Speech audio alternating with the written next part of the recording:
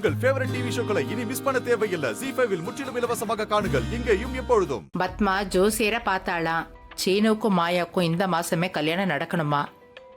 அப்படி நடக்கலன்னா எப்பவுமே நடக்காதுன்னு சொன்னாராம்.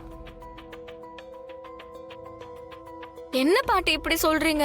நானாடி சொல்றேன். அதனாலதான் இந்த மாசமே கல்யாணம் பண்ணணும்னு சொன்னாங்க.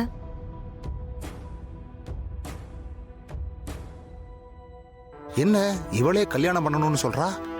சரியில்லையே, ஏதோ தப்பா இருக்கே. கல்யாணத்தை உடனே பண்ண சொல்றா. அது நல்ல விஷயம்தான். ஒருவேளை வேற ஏதாவது திட்டம் போட்டிருப்பாங்களோ? எதுவா இருந்தாலும் பாத்துக்கலாம். அப்பா, அப்படின்னா உடனே கல்யாணத்தை பண்ணிடலாம்ப்பா.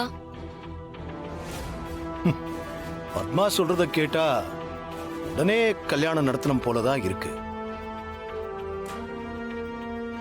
சரி, ஒரே மேடையில கல்யாணத்தை முடிவு பண்ணிடலாம்.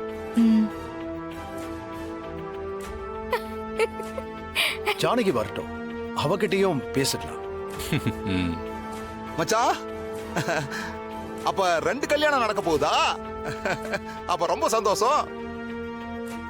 என்ன ரகு உடனே முடிவெடுத்துட்ட? இல்லம்மா, இவங்க கல்யாணம் தள்ளி தள்ளி போய்கிட்டே இருக்கு. உடனே முடிக்கிறது சரியா தான் இருக்கும். அவங்க வாழ்க்கைய நல்லபடியா அமைச்சு கொடுக்கணும் இல்ல? கல்யாணத்தை நடத்திடலாம். அப்பா ஓகே சொல்லிட்டாரு. சூப்பர்ல பாட்டி. ஐயோ பத்மா, என்னால நம்பவே முடியல பத்மா. பத்மா, உன்னால உருப்படியா ஒரு நல்ல காரியம் நடக்க போகுதுன்னா அது இது ஒண்ணுதான். ரொம்ப நன்றி.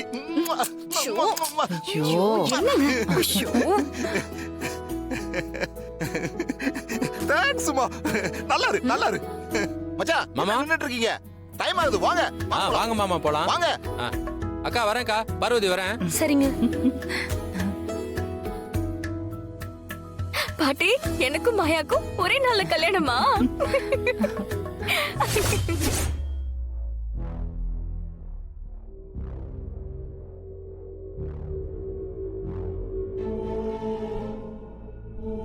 என்ன விஷயம் சிவா? அது ஒண்ணும் இல்ல நீ. அக்கா போய் ஜோசியரை பார்த்துட்டு வந்திருக்காங்க. சீனுவுக்கும் மாயாவுக்கும் இந்த மாசத்துக்குள்ளார கல்யாணத்தை முடிக்கணும்னு ஜோசியர் சொல்லியிருக்காரு போல.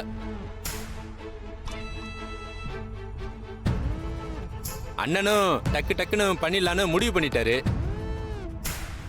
சிவா அண்ணன், 2 கல்யாண வேலைகளையும் இப்பவே ஆரம்பிச்சுடணும். சரிங்க அண்ணன்.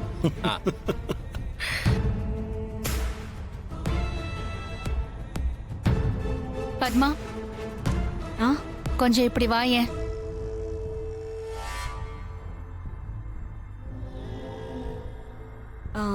சொல்லுங்க நீ. சீனுவுக்கும் சாருவுக்கும் ஜாதகம் பார்த்ததா ஜோசியர் சொன்னாரு.